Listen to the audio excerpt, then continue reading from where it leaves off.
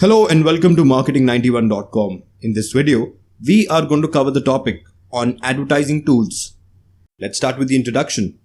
Advertisements create an impact not based on what they say, but more significantly on how they communicate. Creatively executing the ads can prove to be purposeful. All advertising means have certain benefits and drawbacks. The broad advertising tools are television, print, radio, and outdoor. Let's look at each one of them briefly. Let's start with television advertising. Commonly recognized as the most potent promotional medium, television reaches a wide range of consumers. Two vital benefits of TV ads are, first, it can strikingly exhibit product properties and describe its customer advantages. And second, it can drastically depict user and usage representation, brand personality, and other intangible factors. Moving further, well-curated and executed TV commercials can still be an effective marketing medium that augments brand equity, sales, and profits. Moving on, now let's look at an example of Budweiser. Budweiser spends big on Super Bowl. Budweiser approximately paid $470 million to air 135 advertisement plugs in the 54 Super Bowls, becoming the only firm to have at least one commercial run in each Super Bowl. Following Budweiser, Pepsi was recorded as the second highest investor, spending more than $320 million, and Coca-Cola, the third, spending around $200 million. Budweiser's parent company, Anheuser-Busch, reaches over 100 million US TV viewers through Super Bowl Sundays every year and promotes vintage brands such as Budweiser and Bud Light. According to industry experts, Budweiser paid $42 million for a 4-minute ad in 2018. Moving on to print advertisement. Print media is significantly different from broadcast media. Two major print media are magazines and newspapers. Let's look at magazines.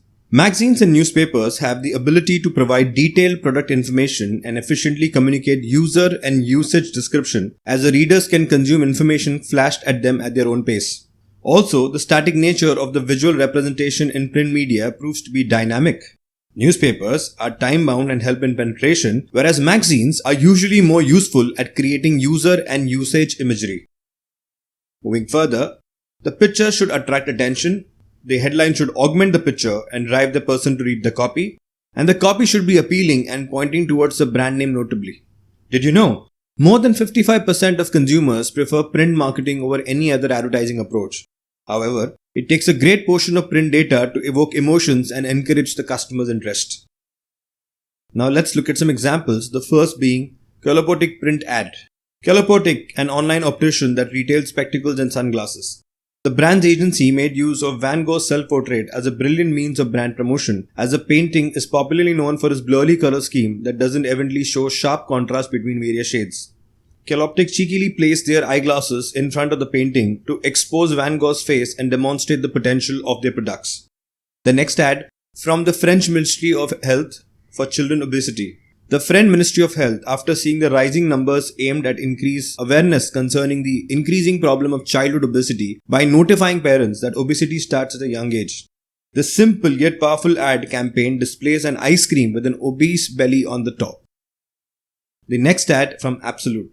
Homosexuality has been decriminalized in England and Wales for a significant time of 50 years. But even today, it is still illegal in 72 countries worldwide and even a felony punishable by death in 8 countries.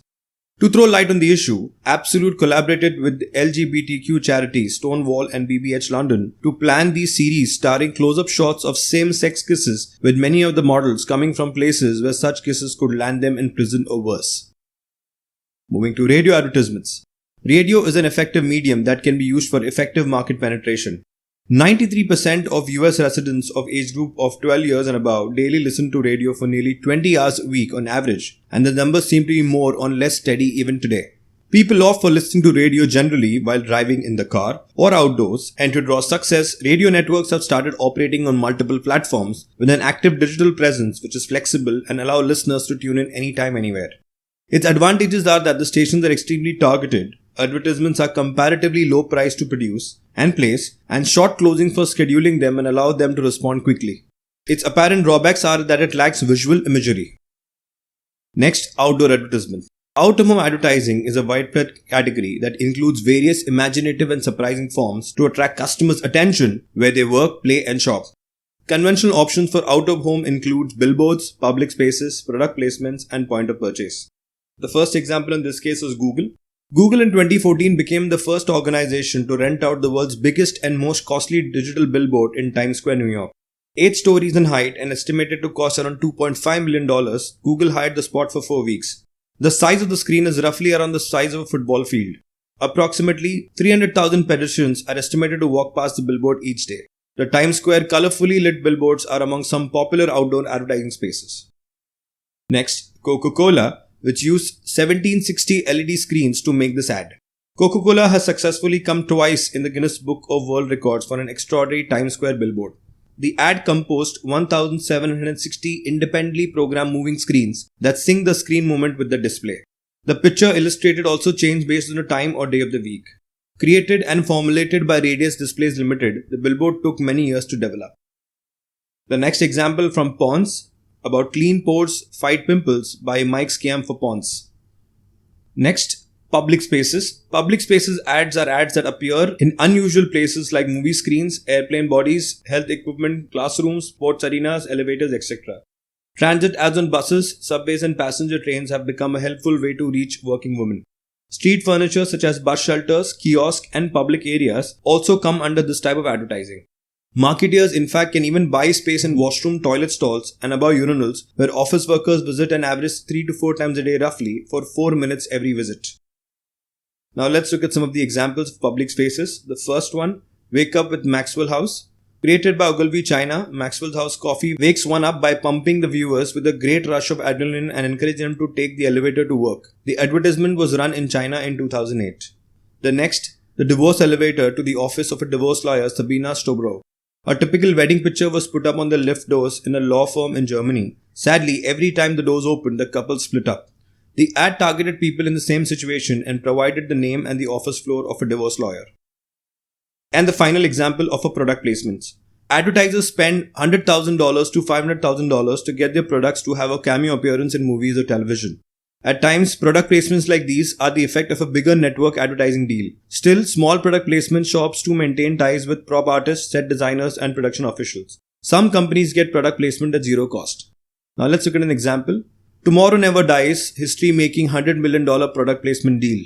BMW, Avis and L'Oreal were among the few brands of corporate partners that contributed to Tomorrow Never Dies, a Bond movie in 1997, a history-making $100 million product placement deal. According to AMC, 100% of its production budget was covered by the 18 Bond flick with the brand tie-ins by 8 main partners. So that's it folks, this brings an end to the topic on tools of advertising. These are some of the sources and links referred to for the content in the video. If you've liked the video, do subscribe to our channel. If you want to view these videos in an organized manner, you can visit freecourses.net, where all our videos are arranged in the form of courses. Thank you and see you in the next video.